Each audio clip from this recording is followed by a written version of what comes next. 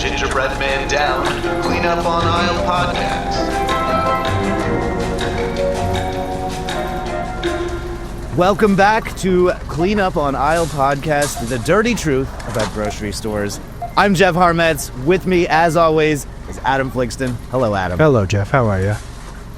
I am wonderful. I was just saying we're having a really, really windy one here in Yucca Valley, and I hope it doesn't pick up on the microphones, but you know, I'm in my garage, my podcasting studio, and it's hot in the Yucca Valley summer, and the winds. I gotta have the window open sometimes because it's hot and gnarly here. We are joined today by Ness Garza. You are one of my favorite cartoonists online. I hope that's okay to say. That's crazy. Thank you. I think you draw great, and I've just been an admirer. I mean, you make comics about your life and your work. Is that fair to say? At least lately, right? Yeah, that's usually wherever I'm working at. I'm making comics about it. And how long have you been doing comics for?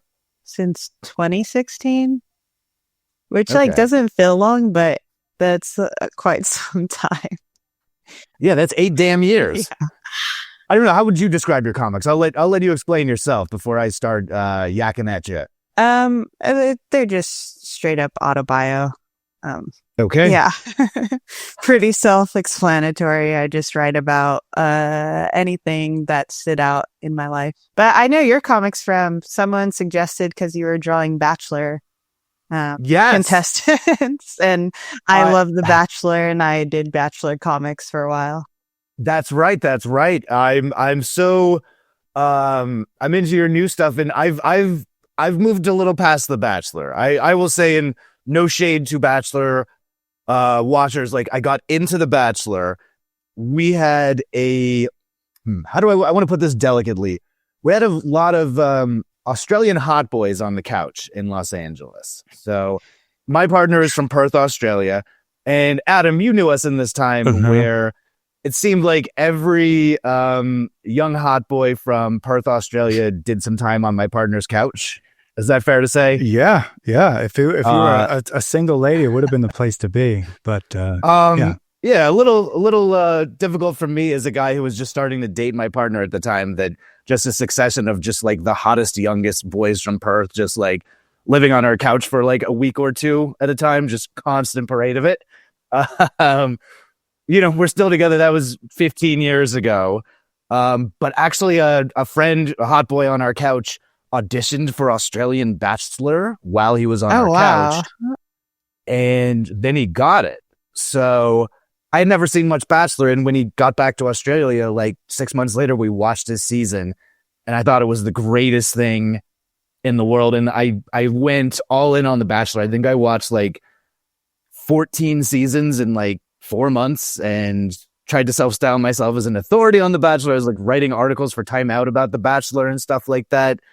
And I was all in, and then I got all out really quick. it was a pretty painful breakup for you, wasn't it? Me and The Bachelor? Yes. I don't remember specifically, but I remember it being a source of turmoil in your life as you're reckoning with the new understandings of the show. Yeah, it kind of had a dark period there for a while. Like, I kind of got out a little ahead of the bigger Bachelor scandals, but Ness, are you still with The Bachelor? I'm actually going through a breakup process with The Bachelor currently, because it is just so bad at this point. It's unwatchable, and I've been watching it since it started. Okay. So it's like 2001, 2002. I grew up on The Bachelor, and it's been hard to see it in its decline. It has to happen though, but yeah, I'm forcing myself to watch Bachelor in Paradise, and I think I'm done. I think I can't do it anymore.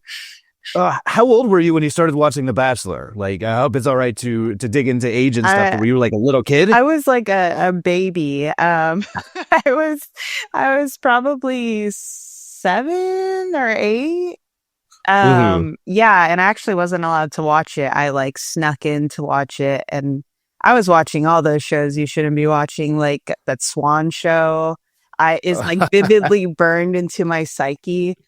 Is that the plastic surgery one? Yeah, they like force all these women. Well, I guess they agree to it, but they're very normal looking women. Some would find them attractive, and then they go through extreme plastic surgery, like full body plastic surgery, and they come out looking pretty horrifying. Wow. But I guess that was attractive at the time. And then they have a beauty contest. Oh my gosh. Absolute nightmare. Yeah. Real dystopian. That's dark. So I came to The Bachelor very arch, I guess. I was like, in my late 20s, early 30s, and like I kind of appreciated on maybe more of an ironic level. I assume you were a sincere Bachelor fan when you were younger, right? Oh no. Okay. Are you familiar with Game of Roses podcast? Ooh, possibly. They like gamify the Bachelor franchise and talk about it like stats and like really view it as like WWE. And that's how I've always thought of that show. I always thought like, oh, this is a game and they're like, it's fake. These people, that's what I thought everyone was watching it as, entertainment. And when I heard that podcast, I was like, wow, there's other people that think this, that are like thinking like, oh, they're making a good play when they're like crying at this moment and like trying to win the ring. So it wasn't until I started to talk about The Bachelor to other people that I realized, oh, you think that this is real and like sincere. I've never thought that. I think it's like a really interesting look in like extreme heterosexuality. So you weren't waiting for your Bachelor to arrive. You weren't like, one day my Bachelor will be here. One day I'll be swept off to the mansion. No, I used to have nightmares about The Bachelor. Actually wrote a comic about that, of like seriously having like nightmares that I would be forced onto the show and like I would be forced to marry, some faceless man. In my dream, it was like a faceless man. It was horrifying. There was a similar one around that time where they wear like a weird leather mask. Do you remember that one? It was like, it was like about personality, but these masks were like really creepy masks. Was it called Mr. Personality? Maybe that's what it was, and maybe it wasn't a leather mask, but that's what I remember it as. They were all wearing gimp masks. Adam, were you ever into The Bachelor? No, I tried. Okay. It was like going around a little bit, so I watched a few episodes, but I couldn't click into it, even on a ironic wrestling kind of way. Mm-hmm. Ness, who was your favorite Bachelorette? Who was your favorite Bachelor? My favorite Bachelorette has to be Caitlin Bristow. Okay, she's beloved. I mean, she's like still the most famous, like successful outside of the franchise, right? I think Rachel Lindsay is more successful than her in the way that she's like, she was a host for Entertainment News or E or something. Like she really got out in the regular world, whereas Caitlin is, she's still Bachelor worlds. Like that's still her main audience. But I think she's getting a show on Netflix soon. Which is like a sitcom or a talk show. I think she's hosting a dating show. She is with Colton Underwood. Oh, really? Yes. Oh, I don't think that's gonna do well. There's a lot of people in the franchise that are very against Colton. Okay. Adam, Ness, could you explain Colton Underwood to Adam? I don't know.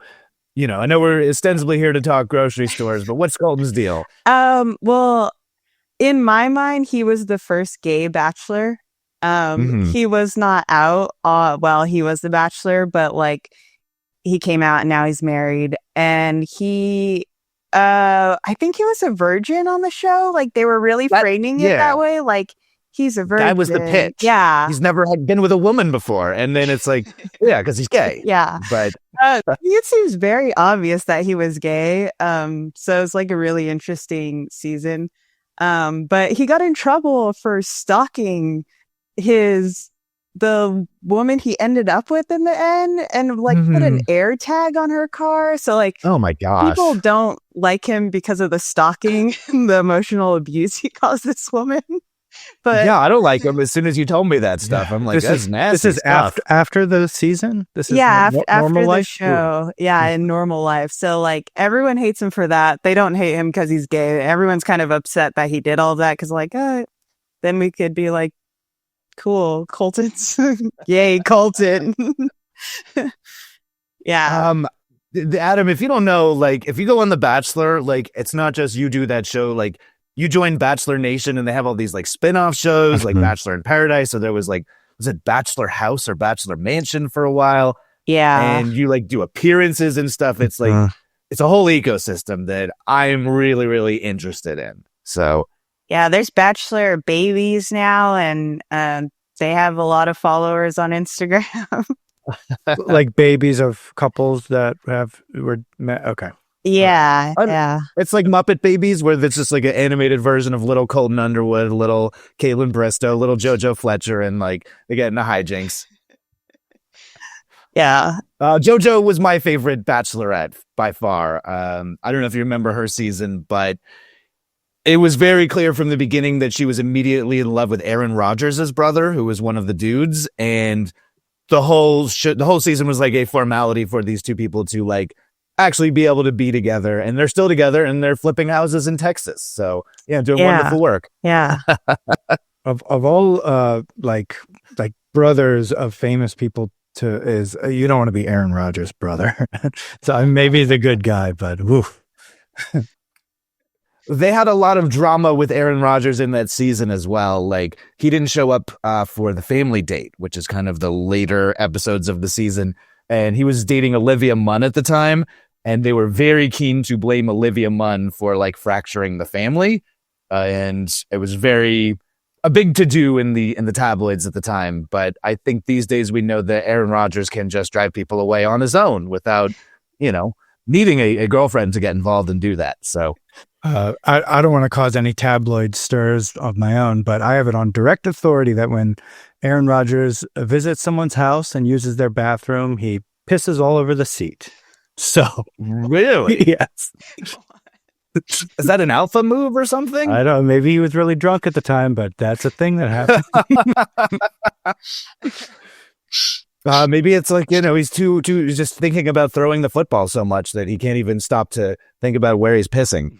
Maybe. That's definitely going to be burned into my memory now. And someone brings up Aaron Rodgers. I'll be like, oh, the guy who pisses all over the seat. It looks like a cinnamon roll, a yellow cinnamon roll when he's done. So, I've got to just say my friend who was on The Bachelor from Australia, he was on a season of The Bachelorette, so he was one of the many boys. He was the indie boy. He was the like kind of rocker and weird guy and kind of edgy alternative guy. He made it 4 episodes into Sam Frost's season, and he went back to Perth and kind of fell a little bit into that Bachelor ecosystem. Like, Ness, I don't know if you know Perth. It's really isolated. It's on the western side of Australia and no other big cities.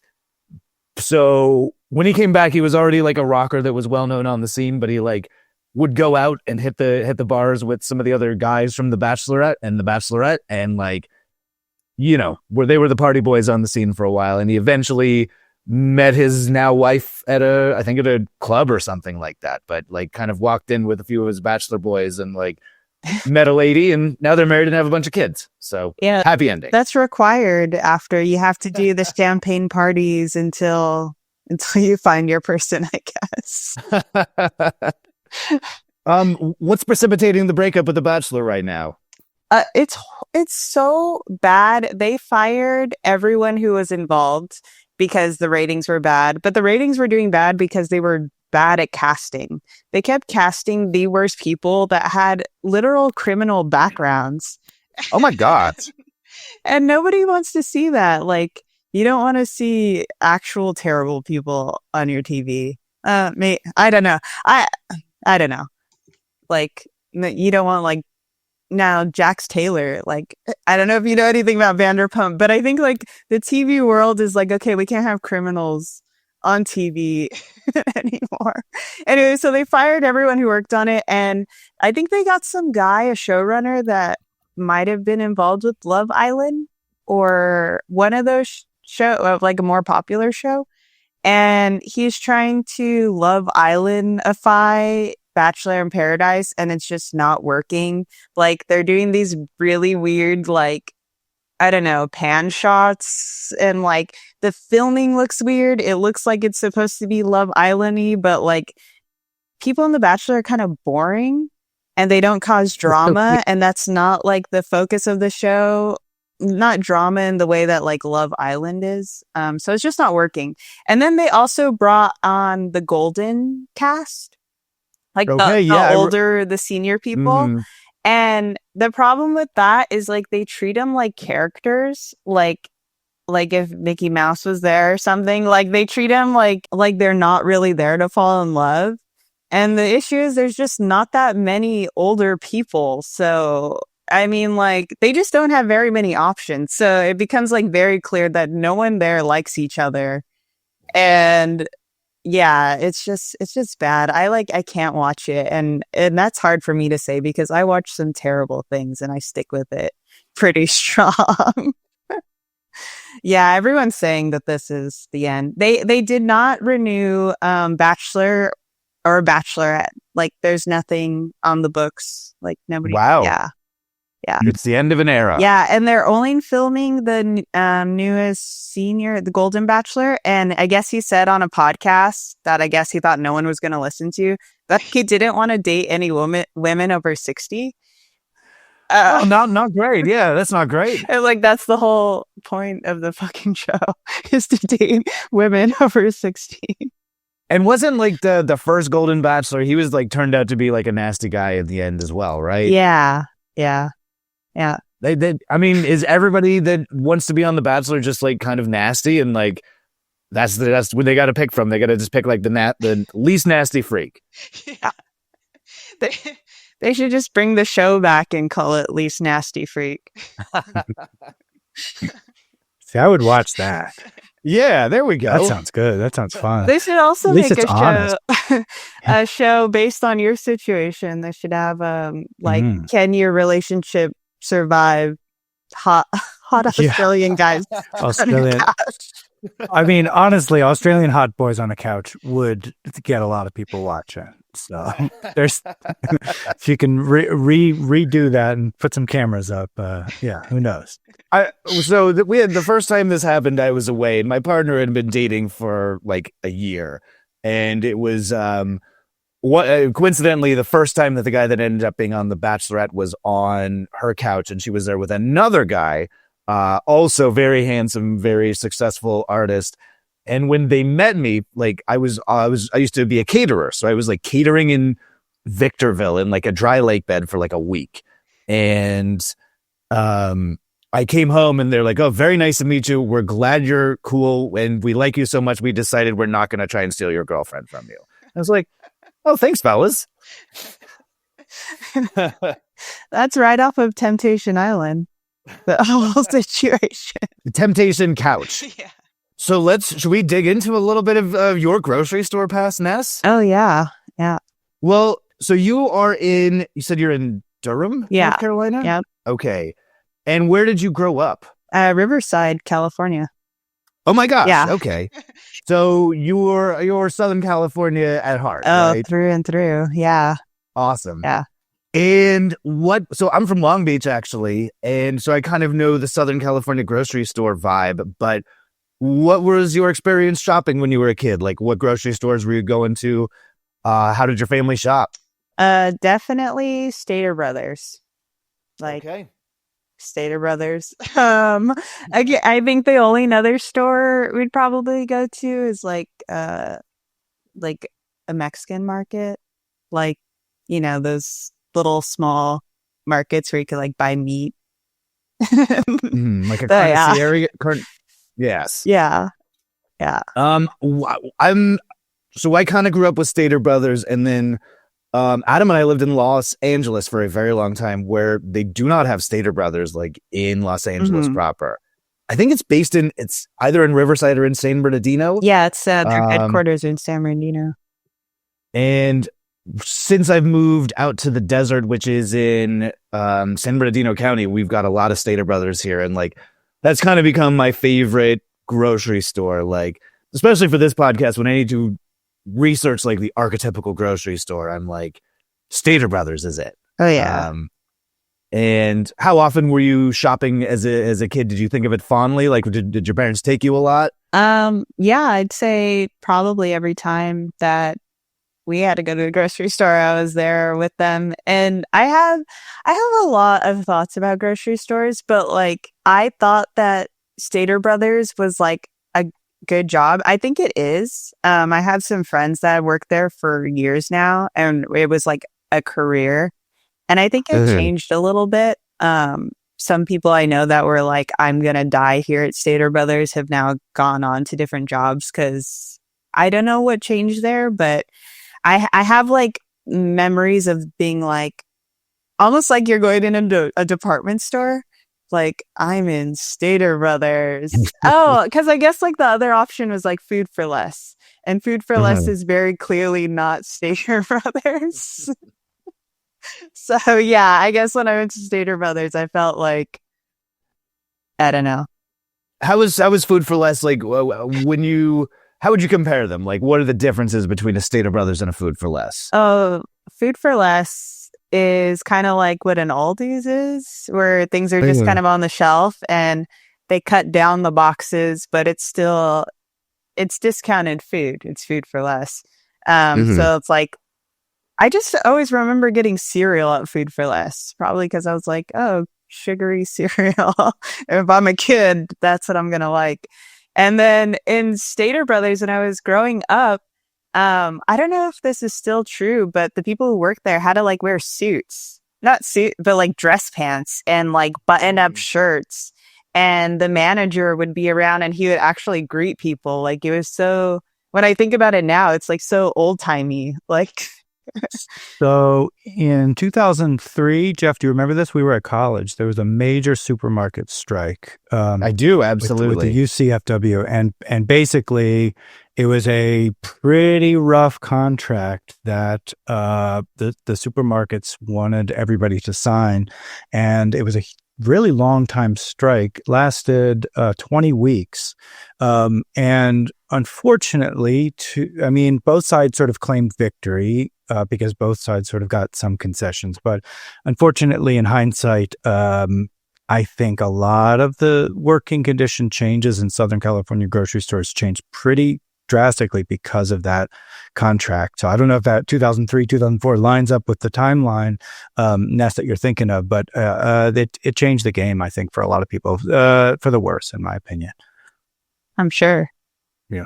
You know, I had always heard like, Stater Brothers at least was like still a strong union. And again, that's all anecdotal, but I always felt like people seem generally happy to work at Stater Brothers. And if you're saying that's changing, I totally believe you, but at least in my experience, that's like the place that I go that the people who are working there seem at least to be the happiest and the friendliest and hopefully the most satisfied with the job.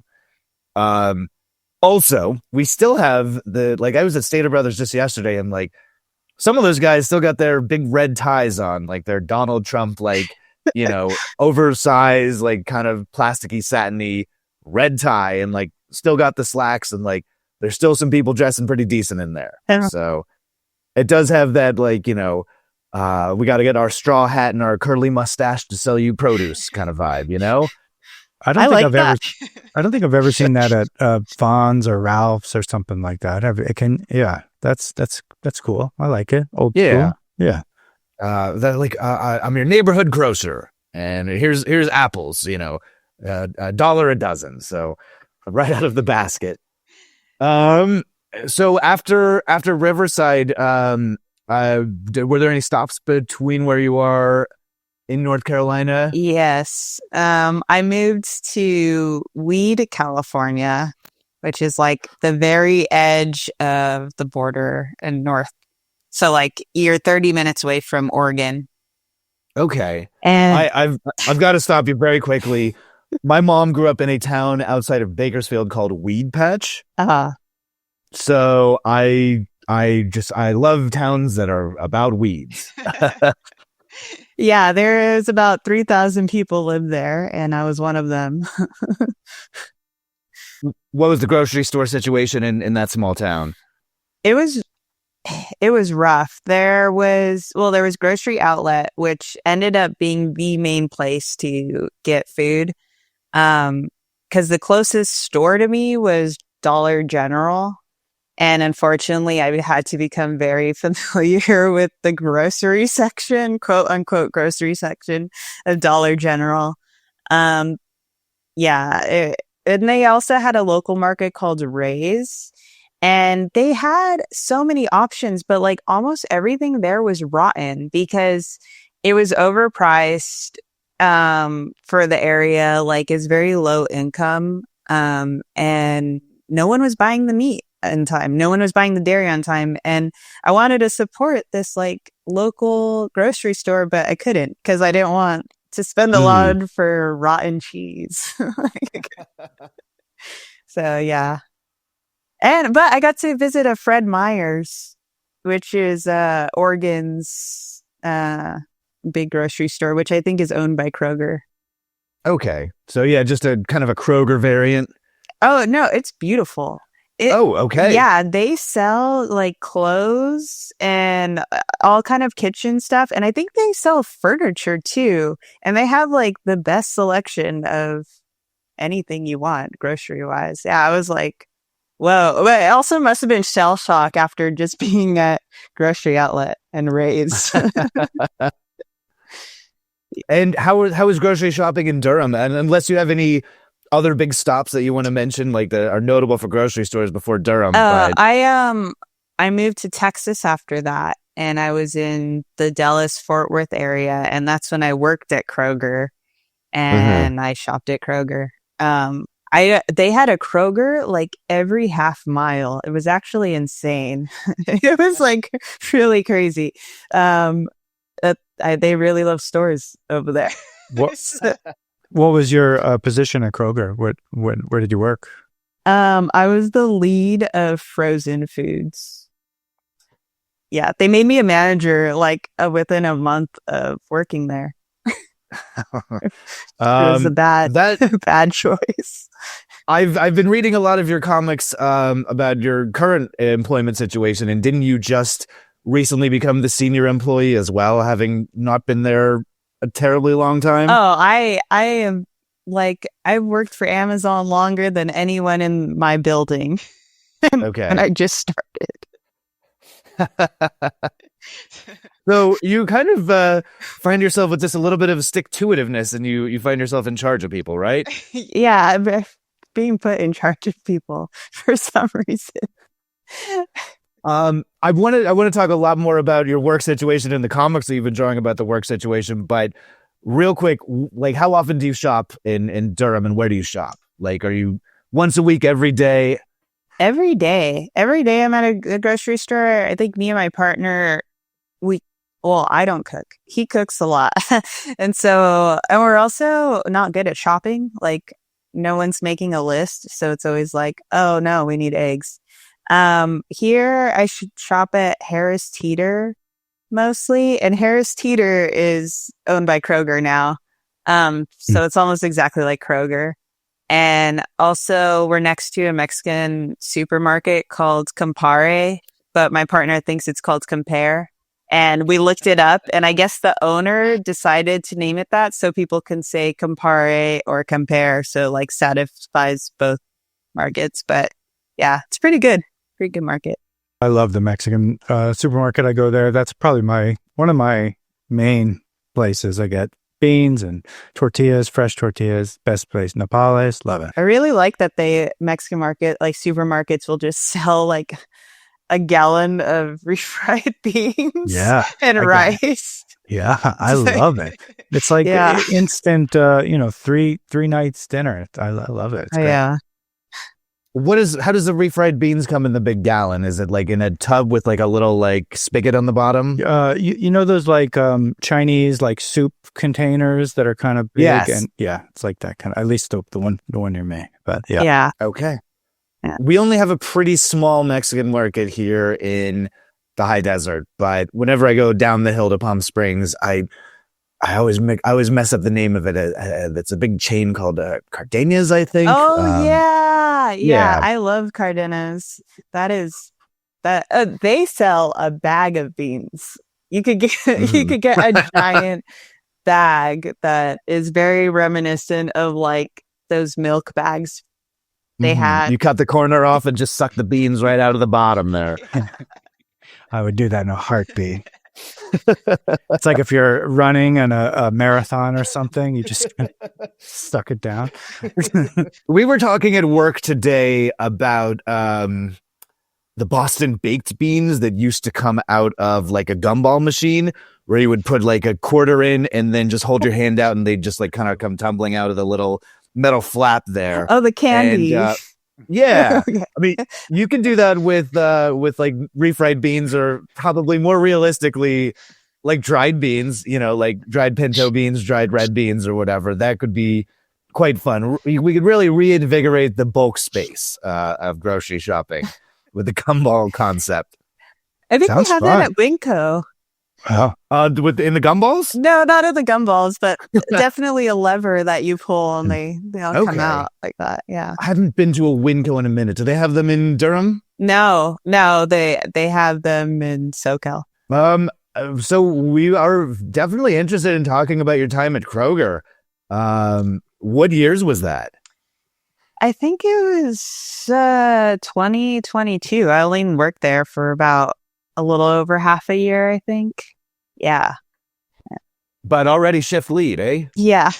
They really saw a lot of potential in me, I guess. How did that start? How did you get into working at Kroger? Were you just like looking for whatever, or specifically to be in a grocery store? How did I get into it? I think I was just looking for jobs, and I always kind of need like a night job because I have an insane dog, and like he absolutely cannot be home alone, unfortunately. So I just applied. I showed up and they gave me the job as a night stock person. So it was like stocking shelves at night. Not like a night stalker, like serial killer type, a night stalker. Yes. Yeah. And then about a month there, it was probably 3 weeks. And they were like, do you want to be the frozen lead manager? And I was like, I don't know anything about groceries. And they were like, well, we need someone. So it's more money. And I was like, well, I could use more money. All right. How did you enjoy night stalking? It was actually really awesome. And I would do that job again. You don't have to deal with customers. You're just stocking shelves, and then you leave in the morning before anybody comes. It's like very chill. And you like get to see every product that's in there, which I didn't think I would think is interesting, but now I'm like really about products in grocery stores. Yeah. So what was the shift over into frozen? How different was that? Frozen was hell, and they needed a replacement because the person before quit randomly, and I ended up not quit randomly, but without notice. And I also did the same thing because it was so terrible. Yeah. And it was actually a trend for that store that they could not keep someone in frozen or in dairy. This was a horrible store. I don't even think it was a reflection of all Kroger's. I think like this one in particular was like very, very bad. It was known across the Kroger world that this store was bad. So yeah. You said you were the frozen lead. Was that the position? Yeah, I was in charge of people, which was insane. And I was also in charge of buying the frozen foods. And nobody told me about the budgets. I learned that there's a budget of a grocery store and like a whole economy that's happening in the grocery store. I had no idea that like when things are discounted in grocery stores, that's actually a big deal for them. And they're like really losing money for that one particular grocery store. I was losing so much money in the frozen department because they didn't even explain to me how to like order things on the like system that they gave me, the scanner system. So I would just be like, I don't know, like 5 boxes of Tyson nuggets. And then I would later find out that they were giving us nuggets for a promotional thing. So then there was one day 20 boxes of Tyson chicken dinosaur nuggets. That was supposed to be gone in that week. And it wasn't. Okay. So my first question, when you start working in Frozen, do they give you the cool coat? Or like, what's the gear that they give you to deal with the ice rooms? Oh, this is great. The guy who was the manager of the entire night shift, I asked him, what do I do? It's so cold in the freezer. And he took some gloves that were automotive gloves off of the shelf and ripped them and gave them to me. And he was like, use these. And if you need anything else, just take it off the shelf. Okay. Wow. Yeah. So that was, and honestly, you're working so hard in there, like you don't end up needing too much cold gear. Like it almost gets in the way. You're like sweating in the freezer.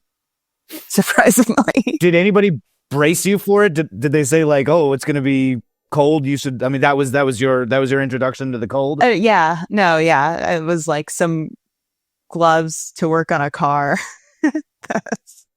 So when you say in the freezer, you're not talking about the frozen shelves. You're talking about behind the supermarket. Yeah, the storage room. How big is that? It's pretty big. Like, it's probably the size of like 2 small bedrooms, I guess. It was pretty big, and like it was so packed. And they also put in the frozen meat that's like supposed to be for the deli, and they also put the frozen rolls and stuff. Like everything. I thought they were making bread at the market. I'm so dumb. I was like, everything in the bakery has to be made here. There's people back there doing things.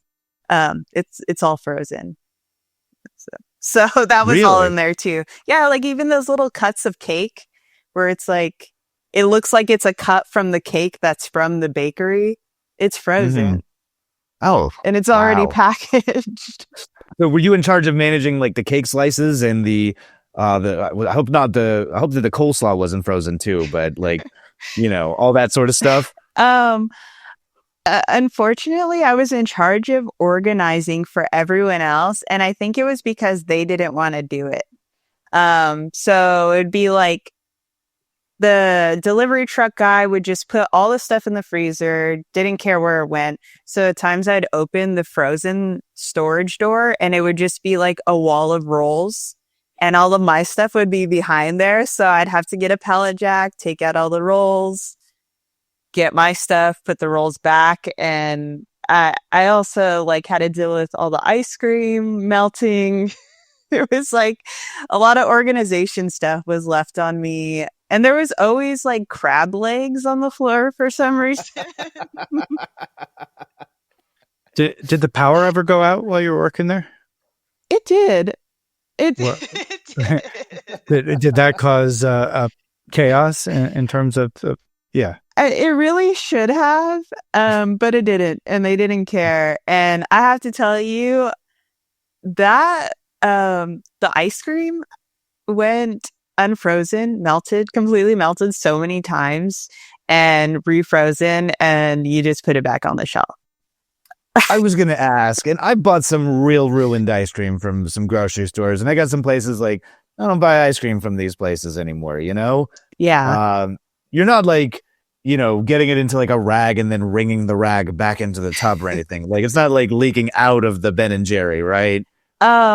It's wet. It definitely gets soaking wet, and then you just put it back in the freezer. Yeah. And then it gets that kind of frozen, film cake around it. Ice cake. Yeah. Is that freezer burn? Like, I know what freezer burn is when I see it. It's like me, I'm the Supreme Court with pornography when it comes to freezer burn, but I cannot define freezer burn. Like, do either of you actually have a specific definition of like what the heck a freezer burn is? Like the ice that collects around the stuff? I guess, yeah. Like, I can tell when it is freezer burned, but I don't know how to describe it. So, yes, okay. Is that a really weird question? I don't buy meat, so it's kind of, but yes, that's exactly what it is. It's the okay. The water in the thing comes out, and then it crystallizes into ice, and it basically changes the texture of the substance that it was stuck on. Essentially, yeah. So Ness, it seems like working at this particular Kroger was challenging in a variety of ways, but like when you're working with other people in a freezer, does that bring out the best in them or the worst in them? Like, how do people change in the cold? I've seen The Thing, I was only in charge of one other person for a while, and she was really helpful. She was very helpful and really good at like moving boxes very fast. But honestly, she was the reason the ice cream melted every day.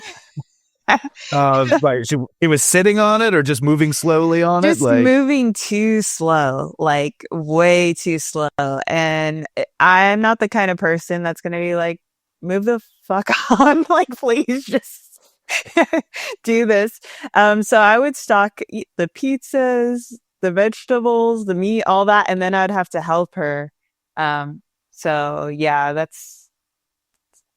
she was fine. No one was angry in the cold. It was more of like a camaraderie that when we had to be in there, we're like, okay, it's so cold in here. We got to make it out before we die. I remember reading your comics at the time you were working that job, and like just reading all the stuff that you were going through gave me like such anxiety. Like when you described like the wall of rolls, like walking into work and it's just like, the fuck do I do with all of these rolls? And you were saying that you're just like shoving things in places like willy-nilly, like kind of wherever, because you're like, I don't have much choice in this matter. It's like, it's got to go somewhere, right? Like, was that part of the experience? Yeah. And there was like some days where it's so sad that I was like grateful for days where there wasn't that much to stock, just so I could have time to organize the back freezer area and get things in order enough for like the next few weeks before someone dumped like a shit ton of pizzas. Like there was like vendors, and you're also having to deal with the vendors, and like they don't always communicate when they're going to bring like their special item that's going to be in there. Like I had to deal with so many waffles, like a ridiculous amount of waffles, and like whatever character. Like there was these emoji waffles in there that they ruined my life. It was so awful. So yeah, it was just like constant managing. It was like a video game, it's just like things are coming. You're managing it. You're trying to figure out where to put things. No one's giving you an answer or helping. And the one person that can help you works really slow. Are waffle super fans coming in mad that the emoji waffles are not out on the shelves? You must have them. No, but there are people who are Jimmy Dean enthusiasts, like breakfast sandwich enthusiasts. And if their Jimmy Dean, whatever they're looking for isn't there, they're going to have a word with you. Unfortunately, I was there for 2 hours that customers were there. So yeah, I really, and I was surprised. I don't know if it's a Texas thing or if there's really a lot of Jimmy Dean fans. Yeah, people were mad if their breakfast sandwich wasn't in there. Very, very funny. Like I can see somebody just like, you're in the freezer and they're standing there like tapping their toe, arms crossed, looking at their watch. Excuse me, where are these Jimmy Dean sandwiches? And it's almost noon. I mean, my breakfast is late, I would always say like, well, the Kroger brand is here and it's pretty much the same sandwich. Oh my God. I said that to someone and they were not happy with me about that. We will get back to more frozen foods. We're here to talk frozen vegetables today, but how did your time at Kroger compare to your time at Amazon? Dang. I think they both suck. I think they're both really awful. I don't know, like when I shop at Harris Teeter, I feel like, which is owned by Kroger, but it's fairly recent, I think, the merge. And so they still have, Harris Teeter still has the vibe of like Stater Brothers, where I feel like people might like working there. Whereas Kroger, I don't know, Kroger hasn't had its full hands on the Harris Teeter yet. So I don't know. I think that it really put a stain on what like working at grocery stores could be. And like, as same as Amazon is one of the worst warehouses, maybe not the worst. And, but I worked at other warehouses and it's like the management is bad and like you feel like they're constantly against you. And it's probably true. Like for both Kroger and Amazon, they have those similarities. Amazon supposedly has that, and you might know this, but has that corporate culture where they try to like axe the bottom 10%, and basically from all the way to the top, it's this sort of painful, cutthroat place that is unlike a lot of comparable, Silicon Valley or whatever type places. So yeah, I'm sure it filters all the way down to workers in the warehouse, just kind of fearful for next day's employment. Oh yeah, you're disposable and they let you know it. Oh, sorry. I think I've got a military helicopter going right over my house. I don't know if it's coming into the microphone or not. It's not really coming. Adam, when you move to the desert, which Adam's moving to the desert in like a week or two, you'll have to pause when the helicopter brigade kind of rolls over town. So, well, I have plenty of helicopters here in Los Angeles, so that's true. Maybe it's a different pathway and different cadence, but I'm pretty used to them. So you were working with Amazon right now, Ness. It's completely unrelated to any kind of Whole Foods situation, or is there any bleed over? No, but groceries do go through Amazon. Like not just when you order through Whole Foods, which no one should ever be ordering groceries on Amazon. Like it's horrible for everyone involved, unless you're working in a fulfillment center and then like we're eating your groceries.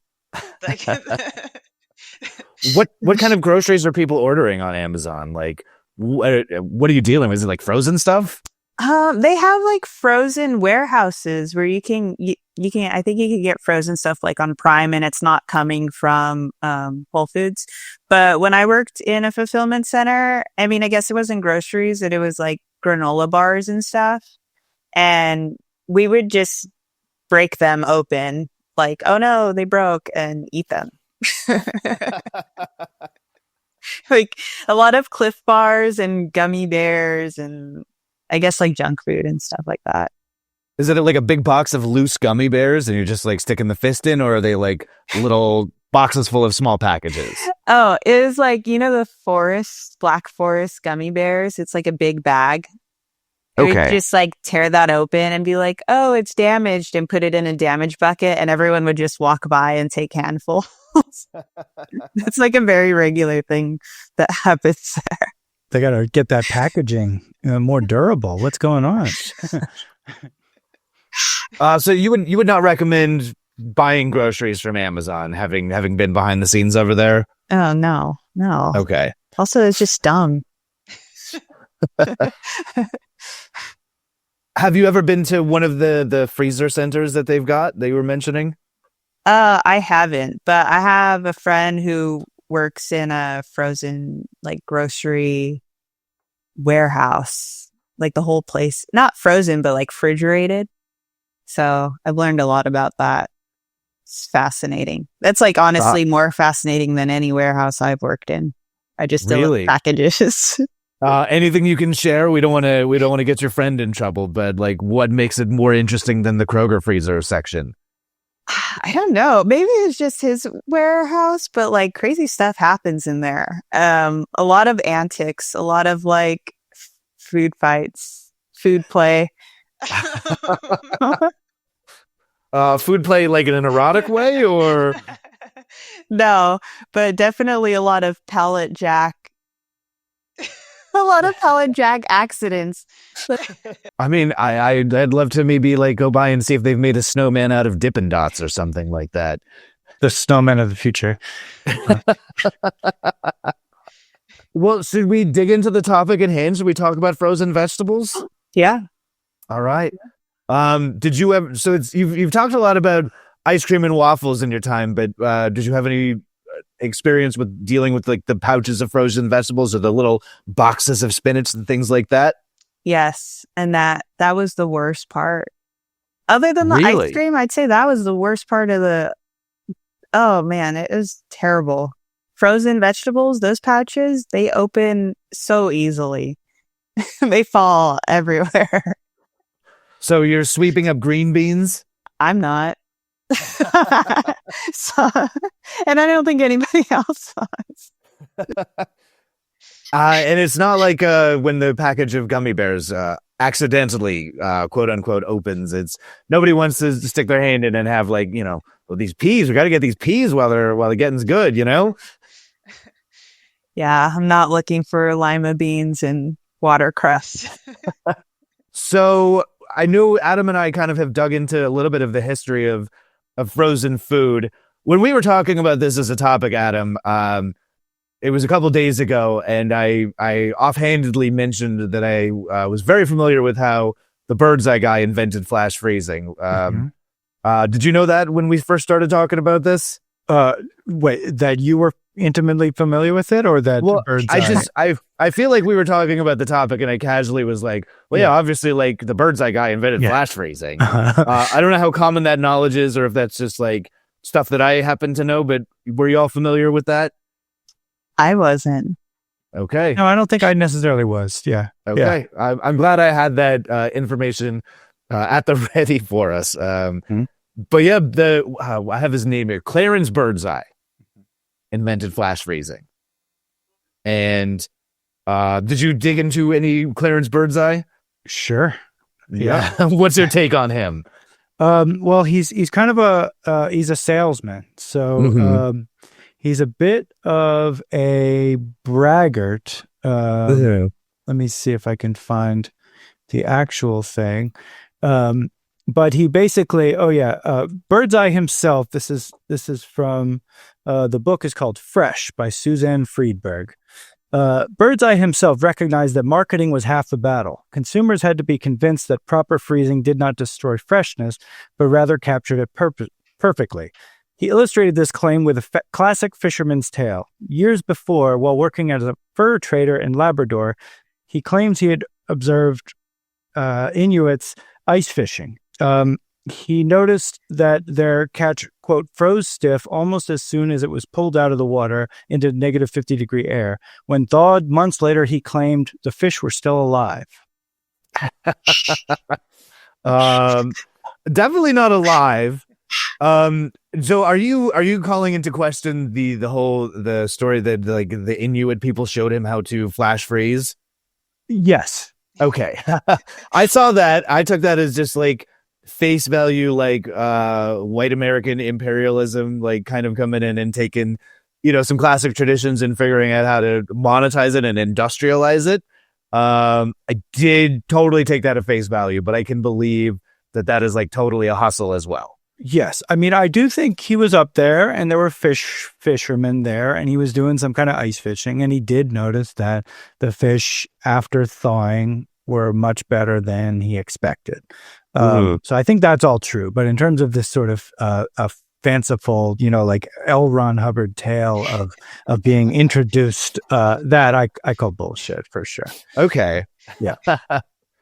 Do you think it was just like developed in a lab? Because I know he did a lot of work with freezer technology too, right? Or maybe I'm taking that at face value. Maybe he's just like stealing freezers, He went to, Ecuador and saw that they had freezers and like said, "Oh, I just invented this," No, I think that is true. Okay. And basically the argument is that when they freeze slowly, and they were freezing really slowly, like much slower than our freezers can do, the water starts to get squeezed out, sort of similar to what we're talking about, freezer burn. So the water slowly gets squeezed out of the cells, and then it freezes, and it causes these like lumpy, mushy sort of quality to the whatever. But this is fish that we're talking about. Once it gets thawed, so the quicker it freezes, the smaller those little crystals are, and the more it is like the original thing. Okay, when you thaw it out. That's yeah. But I mean, he was totally like a fish magnate. Like we think of Birdseye as like vegetables, like peas, corn, carrots, or whatever. But like he was all in on fish and like had like 3 or 4 different like companies just trying to hustle frozen fish, pretty much, right? Yeah, for sure. It was all about fish at the beginning, for sure. And I mean, you might have more experience with us with this than us, Ness, but Birdseye's not still selling fish. You weren't like getting the pouches of like frozen cod from Birdseye when you were at Kroger, right? No. Okay. And by the way, I know we're here to talk vegetables, but if the fish melted in a blackout or anything, was that the worst thing that melted? No. Well, it was probably like the meat, like red meat. Okay, really? That would have been the worst. He was pretty successful doing the fish freezing and like introducing freezers to grocery stores. I mean, I don't know if he was like the full innovator. And Adam, you kind of convinced me to take everything that he is claiming with a bit of a grain of salt moving forward. But he says yeah, in terms of being an industrial magnate, he definitely was that. No question about that. Okay. But also it coincided with freezers just generally being more popular. So it was sort of a dual effort that he had to do. He had to convince people not only that frozen food is worth buying, but also to go buy a thing that then they can then keep it in once they buy it from the supermarket, because otherwise they would just thaw right away and they'd have to cook it up that day, essentially. Oh, kind of defeating the purpose of buying the frozen thing in the first place. Well, unless they lived in Iowa and they wanted fish, Yeah. Oh wow. I read this article in GQ recently. I hope I haven't already talked about this on the podcast, but the guy who's trying to innovate on how you kill fish, and this is a bit of a diversion. My wonderful neighbor leaves me his GQ magazines to read, and there's this guy who's trying to innovate a like more humane way of killing fish. Usually, like you hit the fish on the boat and throw it into the freezer, and he's like, if you get the spike and scoop out the brain, like stick the spike into the brain, get the brain and the nervous system right out of the fish, it experiences a lot less pain. And when you do flash freeze it, like it doesn't have those pain or anxiety chemicals in the fish meat, which means that it stays fresher longer, like even freezing, like it's the pain and anxiety chemicals of a fish experiencing gravity for the first time, seeing sunlight for the first time, like touching a solid surface for the first time, like causes the fish to freak out. And those terrible chemicals like start to deteriorate the fish a lot quicker. So this guy's just a big advocate for the fish spike. The GQ centerfold had a giant fish bleeding out with a spike in its brain. And you can get more like because it freezes longer, you can like bring rarer deep sea fish to Iowa, then it's like for a more sustainable fishing situation. So I almost couldn't read the article. I'm pretty squeamish, and I read that article and now I'm obsessed with fish spiking and talk about it any chance I get. So sorry, y'all. Sorry about that. I had no idea that's what was going on in GQ magazine. yeah, I agree. It was if you between said Restaurant Weekly, then I would believe it. But GQ, also with a full page picture of him with Spike. It was he wearing like a fancy suit? Was he dapper? No, he was wearing like fisherman gear. So okay. Checks out. It was between an article about a watch and then it was followed by a different article about a watch. Also, two watch articles. So the Bird's Eye Company innovated a lot of this, and then it sold. Like he was selling his fish companies. One of those guys who's constantly founding the new thing that kind of did what the old thing did. Did he ever start getting into the vegetables, or was it some of the companies that he sold the Bird's Eye name to? I think so. Yeah, for sure. Yeah. Okay. Yeah, definitely. But it wasn't until it was like decades. I mean, so it was about the 30s when he was really beginning his thing. It wasn't until the 50s when fruits and vegetables started to be more, and it's partly because of the consumer level of where you're going to take it. But the other thing was they didn't have the transportation technology. Like they literally didn't have, they had to then invent railroad cars that had freezers. They had to invent trucks and stuff like that had freezers. So, and then the supermarkets themselves didn't have it either. So all of this stuff the infrastructure really needed to be invented. So it took a while. It wasn't overnight for sure.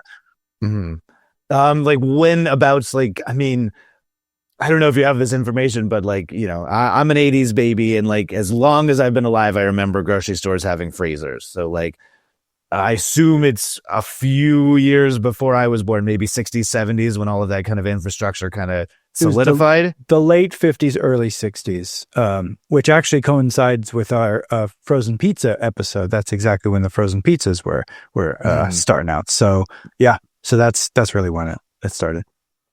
And is Ness, can I ask, is the infrastructure that you're familiar with been updated since the 60s or 70s, or is it still the same? I mean, it's probably pretty similar. Except now there's trucks, frozen trucks. I never thought about the transportation of frozen food. That's actually really interesting. Yeah, I mean, I when I think freezer truck, I think Goodfellas, of course, but they do also probably put the Bird's Eye vegetables on there. So if you remember, they did kill the guy and hang him in the freezer truck. Sorry, what's going on? Nothing. Did you get it all into the process of the frozen foods, like how frozen vegetables specifically? A little bit, but if you probably have a bit more than I do. If you want to, let's dig into it. So basically, the goal is to freeze it as close to the farm as possible. And so there are actually some farms that have like a portable processing thing that can start the process. It doesn't finish it, but it starts the process. So to get it even fresher and to sort of quicken the process between, farm to people eating it. When you say portable, do you know like how big we're talking? Huge, like when you see those like farming trucks that look like moving houses that are moving along, it's basically like that kind of a thing. So we're talking many trailers worth of machinery that is brought out to the farm to essentially begin the process. I mentioned real quick that my mom grew up on a farm in Weed Patch outside of Bakersfield, and like those were my first experiences in like the big cooler facilities. I worked a few summers at the farm and stuff like that. Nothing too heavy duty, but walking into one of those, cold rooms with all the produce in there really was like, that was a wild experience for, 11, 12, 13-year-old me. But I don't think we had those. I don't know if I ever saw those portable freezers that you're talking about on. Well, the thing is that farm. even quote unquote fresh produce, not all of it, but stuff like broccoli, gets almost frozen, gets like right on the edge of frozen, because otherwise it just turns into sort of a wilted mess. So those things aren't just for frozen foods; they're also for fresh. I mean, not everything, not berries and stuff like that, but broccoli for sure. It goes right into this thing, like right after it's picked or like cut, whatever. Pretty much. Yeah. And sometimes it happens, it's the first stage, so it's even kind of dirty. Sometimes they run it through kind of a washing process and then they do it. It sort of depends on the produce, but yeah. And I hope this is the right time to talk about it, but I was reading a lot about, because it is being immediately frozen, that's why some of the frozen vegetables has like more, quote unquote, and this is a complicated term, but I'll use it very loosely, more nutrition than perhaps fresh vegetables because it has a shorter time between when it's picked and when it's like preserved or essentially like ready. They can let it ripen on the vine a little bit more. And so like, a lot of the fresh produce that's being shipped, they're picking it before it's fully ripe and expecting it to ripen on its way to the grocery store or the farmer's market or whatever. When they froze it, they're like picking it at peak ripeness and it's not deteriorating on the drive to Iowa or, Weed Patch or Durham, it's like that's part of it as well, right? Yeah. I mean, apparently stuff like vitamin C, like spinach can lose 100% of its vitamin C after like 4 days or something like that. Oh my gosh. So, okay. Yeah. So it preserves that right there. You just turned me off of fresh spinach. So I make my dog's dog food. We always chop up some fresh spinach, but maybe I should be thawing out some of the frozen stuff for her instead. Probably a little cheaper, a little more nutritious. Yeah, it's got a different flavor though. If cooked in the right capacity, frozen spinach can be good, but you got to be careful with it, I think. But I want that vitamin C. I mean, do your dogs have a preference? Good question. I'm giving it to her for health purposes. I don't think she actually likes the spinach. If it's not cooked all the way, she'll actually like pick the spinach out of her food that I make for her and just leave it in front of the bowl. She's a huge brat, or a little teeny tiny brat. You should put up 2 bowls and put her in the middle and see which one she gravitates to. The blind spinach taste test. Mm-hmm. Yeah.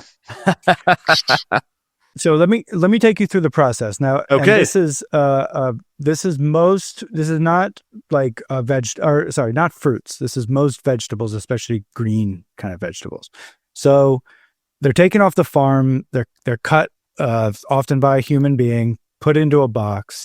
Then they're run through sort of a quick bath. So they're washed. And they're, hopefully all the dirt gets dislodged and that kind of thing.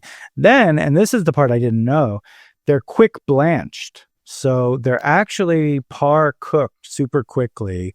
And that's theoretically supposed to like lock in, I guess, their color. I think a lot of it has to do with the color, but theoretically it like sort of stops them in some kind of a way, because then they dry the water off the blanch kind of by shaking them, and then they run them through this freezer. And it is called IQF, which basically means that they're trying to surround the broccoli completely all around. That they don't want it to freeze it in a clump of broccoli. They want it to be flat, and then they're individually trying to freeze every single piece of broccoli, and then they're bagged up and sent your way. But impossible to stack pouches, right? Yeah, yeah, and easy to open pouches. Yeah. Did you ever get some, Ness, when you were at in the freezer section at Kroger, did you ever get like some real ruined vegetables? Like, have you seen this process go awry at all? Yeah. I mean, we did get a lot of Bird's Eye, and people don't like to buy that brand. And it's always like very cheap, or at least at the Kroger I was at. And, it was always on sale and the bags were always opening, and I'd see it I'm wondering about this process. 'Cause does it still work if it thaws out at some point when I'm handling it and then put it back in the freezer? No, I think it loses some of the magic. It is interesting. I mean, when you say people aren't really buying it, it is not the most appealing thing to buy, like a thing of frozen broccoli or whatever. It's like lumpy, it's cold. I buy frozen broccoli all the time, but I don't buy Bird's Eye. I don't think I've ever bought Bird's Eye. I buy Kroger Simple Truth organic broccoli. I bought it today. I don't know why I don't buy Bird's Eye. Maybe they need to get their branding together and make it feel organic and natural. Maybe I'd buy it. But I don't know. Well, they're the innovators. I mean, they've been around for so many years. So resting on their laurels. Mm-hmm. Yeah. In the pile of money, they're not paying attention to what's actually happening on the ground. Yeah, I'm not actually sure why people didn't buy that brand, because people were definitely buying frozen vegetables. So the Jolly Green Giant is just so jolly with his big belly laugh. Everybody wants to be a part of his scene. So I researched him. He was the giant. Yeah. He was originally. I didn't research him, but I can tell you he's green. Yeah. Oh, and now you're telling me he's not green. Sorry. No. He's definitely green. Although, no. The original giant was not green. The very, very first one. But pretty quickly he became green. So he was just peas. He was just canned peas. He didn't become frozen until, again, the early 60s. I think it was 61. And when he became frozen, they put a little scarf around him to imply that it's cold. That's cute. That's so cute. Yeah. When do you know what year they started doing their Jolly Green Giant frozen stuff? Yeah, 61. Okay. Yeah, 61 right now. And they were made by General Foods, who then changed their name to the. Then they were acquired by Philip Morris in 1985, and then Kraft, and then Kraft General Foods. So, yeah, they've been sold and bought, like Jolly Green Giant, like a lot, and I think they're for sale right now. Actually, I'm looking for my information on that, but I might have had a windstorm blow that particular document away. But I think as of like January 2025, they are for sale. And here it is. They are saying that they really couldn't figure out how to do it. Seneca Foods Corp, who still owns Jolly Green Giant, they're like, it's not high cost and hard business, but they really didn't figure out the frozen food or the frozen vegetable game. This company that just had a bunch of cash and figured it would be wise to buy Jolly Green Giant, like just no real insight into the frozen food market and really couldn't crack it. So a little bit of leaping before they looked into this particular one. Interesting. Yeah. Apparently, youth shelf stable. Yeah. Apparently during the pandemic, the frozen vegetables and frozen foods specifically like quadrupled in terms of people buying them, but both because people were home, but also because people had this feeling of they need to stock up kind of a thing. So frozen foods went crazy. So yeah, if they can't live in that market, I don't know if they're going to survive. Seneca. Yeah. I'm not opposed to frozen foods, and I do buy frozen vegetables here and there, but because I'm such like an everyday shopper, I'm not buying them as much as it sounds like you are, Adam. Oh yeah, that's my main. I do like stir fry usually with them because that's what when you go to a Chinese restaurant, they're usually cooking with frozen foods. Yeah, it's great. It's throw in the wok. Totally. The pandemic was when I started like really stocking up on the frozen vegetables. So, and I have not stir fried them.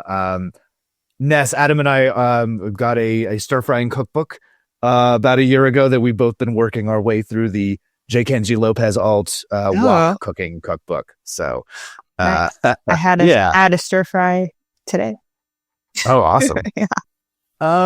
So Adam, I know you always are very interested in the dangers of the foods, but like frozen foods are not too often, but they are recalled from time to time, right? Yeah, but I think that's more for just like spinach or something like that. They found something that was in it before it got frozen. Essentially, I don't think it's the freezing part specifically. Was it E. coli? Yeah, usually that kind of. Or I saw Listeria being listed as one of them. And I think the most recent frozen food or frozen vegetable recall that I was able to find was, I think it was earlier this year in the DC area. It was, they sell like the creamed corn or the buttered corn in the bags or whatever. And there was like a big dairy contamination. Oh. And so because of that dairy component in I think it was mostly corn, they did have to do the recall stuff. So it feels like we're in a new age of recalls, and I know that there's some shakeups in the FDA, and maybe that's what's going on. But I feel like every single day I see a new recall to something that you would think is safe and normal. There was actually a recall here recently on cherry tomatoes. Oh, which I thought was odd. Yeah, you wouldn't expect that. Many years ago, I did a comic strip about the origins of Caesar salad, which was invented in Tijuana. And I put it out, or I didn't put it out, but it was released by a publication in the midst of a romaine lettuce recall. And a friend of mine was like, "Oh, it's pretty bad timing for this. Like, couldn't wait till after the recall." And I'm like, I think that it's always a romaine lettuce recall. Like, romaine lettuce is like pretty consistently being recalled. So no good time to release comics about Caesar salad, I guess. Oh boy, I just searched recall in Google News, and it is brutal. Really? Right now, there is a tuna salad recall, tuna recall. There is an ice cream bar recall. With ice cream bars, can I ask? We just bought some and fed some to a child. Rich's ice cream bars recalled in 23 states due to potential listeria.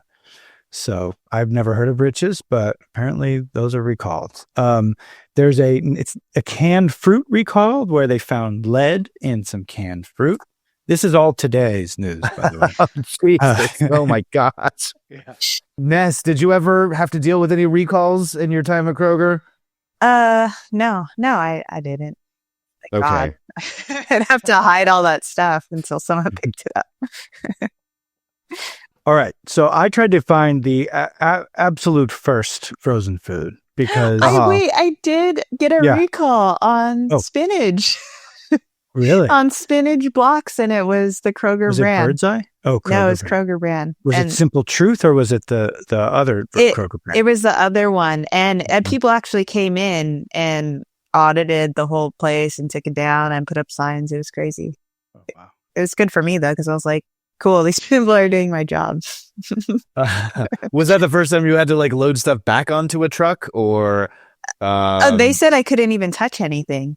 Wow. Yeah. Wow. So I guess that's one thing Kroger takes seriously is the recalls.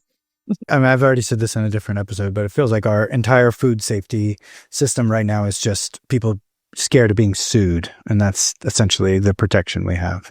So is that why there's more recalls, you think? It's like, it's not that, I mean, the FDA, I assume like a lot of federal organizations are being tuned down, or that's the nicest possible way to say. I mean, you could also say perhaps gutted, but I thought maybe the recalls were more about like there's less people actually like watching that shit. But you think it's more liability stuff? I think people are voluntarily recalling, I think, for liability, but I think nobody's watching stuff. I also just think that there is an elevated pollution, contamination thing in terms of various things water sources mixing that probably shouldn't be mixing. So yeah, wow, it's fun times.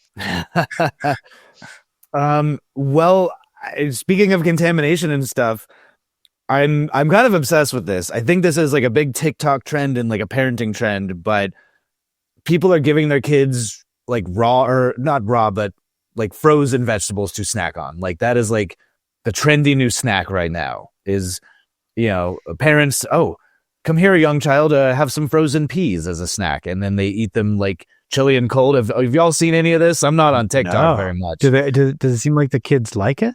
Is this a prank? Again, I feel like I got hustled on the story of Cornelius Birdseye or whatever. So I'm showing my gullibility here on the show. But this is from a few days ago. The Today Show put this out, and it's a lifestyle story about parents feeding their kids frozen vegetables, like we're straight out of the bag, uncooked. Like the kids love to snack on cold corn, cold peas, cold green beans or whatever. This honestly sounds like neglect. Yeah. And it also seems like, there's some kind of a like low vitamin where you chew ice, Mm-hmm. It seems like maybe these kids, I don't need to be, you know what I'm saying? I don't know what's going on. Give them a raspberry or something. Don't give them a pea. Yeah, they're saying, I'm seeing frozen peas, frozen green beans, and frozen corn. And the parents are saying like, we're not hiding vegetables. The days of hiding cauliflower and mashed potatoes are over. We just like give the kids a cold corn kernel and they love it. And it's a big treat for them. So can I go? So I'm going to go back. Yes. So I tried to find the very first frozen food. Oh yes. I'm sorry. Totally jumped over that. It's okay. Yeah. I don't care. And there's definitely in terms of like Arctic fishing and stuff like that, there's long, documented and undocumented history of people freezing stuff for sure. I was able to find something called chuno, which is an Andean potato, which is still made and still consumed these days. But basically this is the Inca Empire more than 5,000 years ago. They grow potatoes. They pick really little ones that are good for this technique. And then basically they leave them outside in the mountains to freeze overnight. And then it unfreezes. And then they do that again for like 3 or 4 days. And then they stomp on them and they squeeze all the water out. And it's basically a way of natural freeze drying the potatoes, because then they're shelf stable and then you can store them all for years and eat them when you need to. So that's pretty nuts. Yeah. I mean, does that sound like a good treat, like a freeze dried sweet potato? I'm not such a sweet potato guy. This is regular potatoes. Oh, regular potatoes. Okay. Yeah. It looked pretty good. You sort of cook them up. Think of like, rehydrating mushrooms or something like that. You sort of cook them into a dish and they look pretty good. I almost wanted to buy a package of them and try to cook with them. So, I think you should. That'd be a fun little experiment. Yeah. I did see, I don't have the date and I should have got the date, but the Liao dynasty of China, there was a delicacy, a frozen pear. So that's the earliest one that I saw in my digging on the matter. But again, more fruit than vegetable particularly. And I think frozen fruit does make a lot more sense as a treat than a frozen, green bean. One single corn kernel. That's yeah. a treat. As like an M&M or whatever, it's like, oh yeah, I got a bunch of them. Yeah. Or, you get the succotash, the frozen corn, peas, and carrots. And I don't like the carrots. I pick out the carrots. I give them to my little brother. So throw it into trail mix or something like that. You get it. Would y'all eat any of this? Would y'all eat like a frozen green bean right out of the sack or whatever? No. I'm actually, I have to look this up after this because I need to know if it's a prank or if it's really happening. Because I see stuff like that on TikTok all the time, especially with little kids where they're like, I'm going to crack this egg on your head or something. And they're like, the kids love it. And then you see the video and it's like, this might be child abuse. Yeah, I see the Today Show article, Jef. I mean, you're not making it up. But yeah, this feels kind of like a Tide Pod situation where... Well, Tide Pods are delicious. So, the media just picks it up and runs with it. Yeah. Yeah, picking on Tide Pods. What are y'all's favorite vegetables? Like, I gotta ask this then. Like, if we're cooking them, we're all people that cook our vegetables that are frozen. But like, what are you reaching for when you're getting in that freezer section? I don't eat frozen vegetables, but I have to say, the frozen spinach is in a lot of Indian dishes, and I think like that's probably the most common frozen vegetable my boyfriend gets if he's making some kind of like saag paneer or something like that. And then frozen corn, that's pretty good. I mean, it's like regular corn after you cook it. But yeah, they picked it off the cob for you. You don't even have to get the knife out and like, I don't know, cutting corn off of the cob is a huge headache for me personally. Yeah, that's too much work. Yeah. Yeah. What about you, Adam? So broccoli is probably the main one that I will, always have some on hand and throw it in a lot of different dishes. Peas, I guess, sometimes specific dishes call for frozen peas, and done right, they can be really, really good. And then every now and then I'll do like, mushrooms sometimes, it's like, those are nice to have if you're thrown into a soup or something like that. It's usually for some kind of a stir fry soup, big pot of things situation that I'm using these things for. Lots of ingredients all mushed together, jumbled together. Yeah. I've got to say, like, I do broccoli beef is a popular one at my house, and I always buy the broccoli fresh, and it never occurred to me to buy the frozen broccoli for the broccoli beef. I think I'm going to give that a whirl. I think you've like completely convinced me, Adam. I think. I mean, it's like when you go to a Chinese restaurant, you get takeout, like that is what they're cooking, and there's an actual flavor that feels nostalgic when you do it that way. So yeah, I would strongly recommend it. It cooks up in a satisfying way. All right, don't cook it too long. Throw it in near the end of the cycle. But I'm convinced. You got me.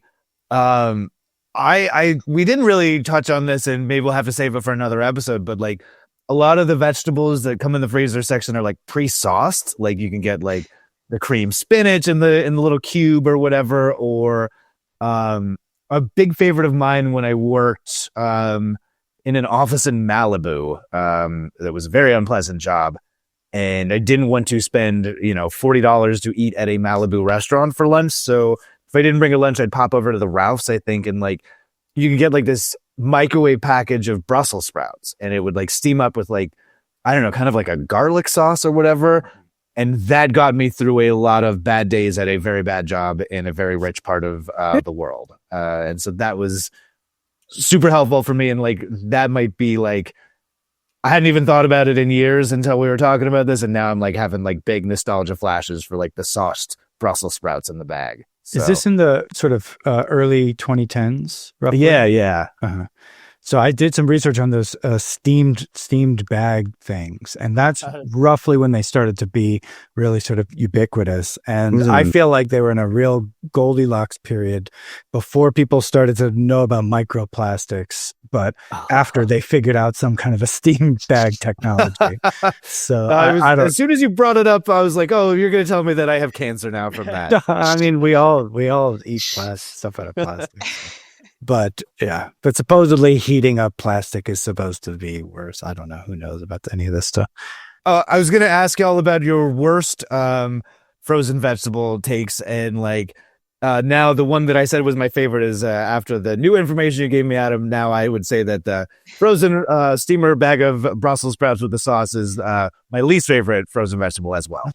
Look, we all consume this stuff. I think you should still do it. I'm not trying to scare you off of it, but it is in the zeitgeist these days.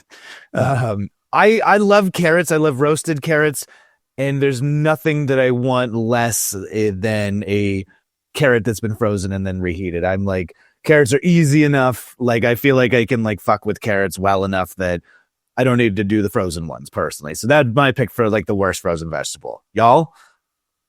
Mine has to be lima beans, because like, those mixed bags where it has like lima beans, carrots, green beans. My grandma used to make that almost every day that she wasn't making a special meal, and put it with some white rice, just put it in a rice cooker and just let it all cook.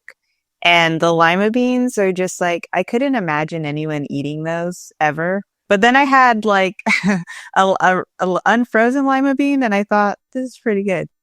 I still didn't choose it, but something about the freezing process of a lima bean just makes it so disgusting. Like, yeah, I agree. When you have a fresh lima bean, it's night and day. It's like, oh, this is a delicious thing. Why are we eating these awful? Yeah, I agree. Best, I'm going to say peas, even though I don't use it as much as broccoli. I think peas are the most versatile. You throw them in anything and they're going to work. Jef, I'm sorry to say this. Worst, I'm going to say Brussels sprouts. And maybe I said it too. I agree with you. Yeah, you convinced me. But maybe I never really learned how to cook them right. But I like Brussels sprouts when they're kind of crispy. And anytime I've ever cooked a frozen Brussels sprout, it's like soggy and kind of mushy. I don't know. Maybe the steamer is the way to do it. Yeah. And then I'm actually dying to ask. So I don't think we can talk about frozen vegetables without talking about, we used to keep my partner makes risotto, and so we'd throw the peas in the risotto, but we also we're happy to have that bag of peas in the house in case somebody got, knocked on the head. Not that that's happening too much in my household or anything like that. But if somebody's getting injured, you could put the bag of frozen peas on the body. Do y'all ever do that? Mm-hmm. Oh yeah. Oh yeah. Yeah. Oh, yeah. What are some other uses for frozen vegetables in the bag, or frozen vegetables in general? What's uniquely positive about frozen vegetables? I always feel so bad throwing good vegetables away. Like if broccoli gets weird and gross, like I feel bad. It's like that was really good, and it's my fault for not cooking enough, So Really? that to me is a big positive. Ness, any other uses or any other positive feelings about? I don't know why. The only thing I'm thinking positively about, and I think it's peas, specifically frozen peas, is that don't people do weird things with frozen peas? Like, How weird. I feel like I have seen like people feeding frozen peas to like turtles or something, and it's like cute, or they enjoy them, something like that. That sounds super cute. Well, if we find a video, we'll throw it up on the. Yeah. What's like? There's like that little wet hippo that's popular on the internet. What does that eat? Mudang? Mudang. I don't know what mudang eats. Probably entire like watermelons and cabbages and stuff. Is it that big? I thought it was like, like, I don't know, like can sized or whatever. It's big enough to eat a whole watermelon. I think the pygmy hippopotamuses are still really big. Okay. I'm very, so when I was thinking about this question earlier today, I thought like there's got to be a way to start incorporating frozen vegetables into like cocktails. Like instead of ice in a Negroni, maybe you do like, I don't know, a green bean or something like that. Like I'm not a mixologist. I'm known for making shitty cocktails. I'm like the worst cocktail maker around, but like there's got to be something where like, I don't know, you serve up like something with like some corn, like frozen corn floating on the top that Bloody Mary. They put that kind of stuff in Bloody Marys sometimes, they stack it all up. I could see that working. Yeah, to keep it cold. Like, frozen asparagus you could probably have poking out of the top of that cup. It would be really good, I think, to have like a frozen corn kind of mezcal drink if someone could put that together. Some kind of elote mezcal. Yeah, absolutely. That That'd sounds be really dope. good. Yeah. All right, let's get into the lab and start working on this one. So I did go to my local Stater Brothers, and I did take photos of their frozen section. And I apologize if this is giving you flashbacks, Ness. But the big takeaway I got, so Bird's Eye definitely still has a lot of shelf space, even though, as you were saying, Ness, that doesn't really seem like it's selling that much. But it's, Bird's Eye still has that big shelf space. And I guess the strangest thing I saw in my local frozen section, and I got to assume this is a pretty new innovation, is crushed ginger, frozen crushed ginger. Okay. Like, yeah, I ginger is one of the things that it's a big root. It keeps for like forever, right? Yeah. Yeah, I use ginger a lot. But would you ever consider buying frozen ginger? No. Probably not. No. Yeah. Yeah. I'm trying really hard, and unless maybe baking, maybe like gingerbread or something like that. Oh yeah, maybe if you put it in gingerbread cookies, because like sometimes you want some things in your cookies cold, so it does that melting thing. Yeah, properly. But if you're freezing butter, you might as well grind up or grate up some ginger and freeze that too. Anything we missed, Adam? Anything you wanted to hit about frozen vegetables? I had everything. I had everything. By the way, I'm watching Mudang eat leaves. So leaves is the answer. Okay. Ness, any final thoughts on frozen vegetables? Anything you wanted to chat more about that we didn't get to? I'm honestly just curious. Like, what do you guys think about the bird's eye view packaging? Because it is really strange that they have so much shelf space. People don't buy it. They have like really weird variations of frozen vegetables. Like, I feel like they are pushing the kind of like Brussels sprout creamy sauce thing. Mm-hmm. But like everyone, will still go for like, the simple, what is it called? Simple Fresh or whatever. Simple Truth. Yeah. Or Stater Brothers brand or Green Giant. Yeah. Yeah. Like, does it look ugly to you guys? Yeah. I'm looking at it right now. It looks really like not even 90s. It looks like 2002. That's what it reminds me of. That's popular in music right now, though. So maybe they're trying to hop on the new metal thing. Some of the combos are a little odd, like broccoli, carrots, sugar snap peas, and water chestnuts. Like, I don't know if I'd see myself buying that particular medley. Yeah. And like they have vegetable risotto, and like they have some pasta stuff that's like comes in garlic butter. They're still doing the steamer thing over there at Bird's Eye. Yeah. They have so many like cauliflower options. Like they have a lot of different, I don't know, a lot of sauces on those cauliflowers. Yeah. And I'm a big cauliflower rice buyer. Actually, you know, if we're talking riced vegetables, we keep huge sacks of cauliflower rice on hand all the time. Like I really, really dig cauliflower. Not rice. frozen though. No, totally frozen. Interesting. I mean, I think you can. Sometimes at grocery outlet where you never know what they're gonna have, they've got the 5-pound bag that has 5 1-pound bags of cauliflower rice in it, and I'm like, that's a great deal. And you know, I mean, are people selling fresh cauliflower rice or riced cauliflower? I guess I don't think that's it. I think it's only frozen. I quite enjoy some cauliflower rice.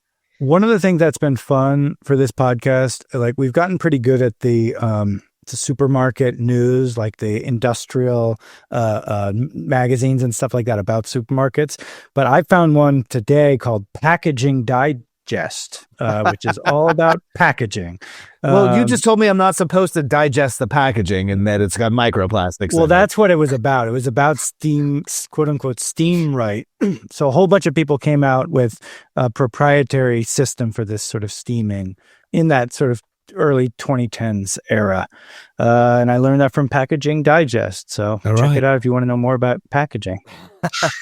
And those steaming bags, like when they're innovating on a steaming bag, that's a very annoying bag shape. And I imagine that was causing a lot of problems for you, Ness, when you were trying to stack those bags as well, like stack those stupidly shaped steamer bags with their like ventilation and pouches and things. Oh, yeah. No, yeah, that's like most of the problem. I think that's going to kind of wind us down. Ness, I just want to reiterate how big a fan of your comics about, I mean, in general, but in particular, reading about your time at the grocery store, reading about your time right now at Amazon, and hearing about your dog. Like, I really just am a big fan of your comics, and thanks for making them. Oh, thank you.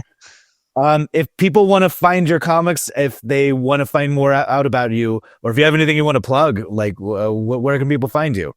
I guess on Instagram. I used to be Bad Hands Comics, so maybe if you put that in a Google search, something will come up at some point.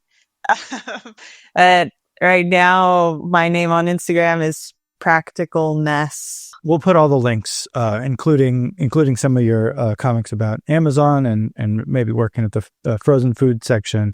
We'll put a bunch of links. I'm gonna plug something Bachelor related. I did a comic for an anthology, a Bachelor anthology that's gonna come out sometime soon. I have no idea what the name of it is, but look out for that. And do you have an Etsy store? No. Okay. Yeah. All right. So just check you out on Instagram. For sure. All right. Cool. Ness, thank you so much for joining us. This has been another episode of Clean Up on Aisle Podcast, the dirty truth about grocery stores. Thank you.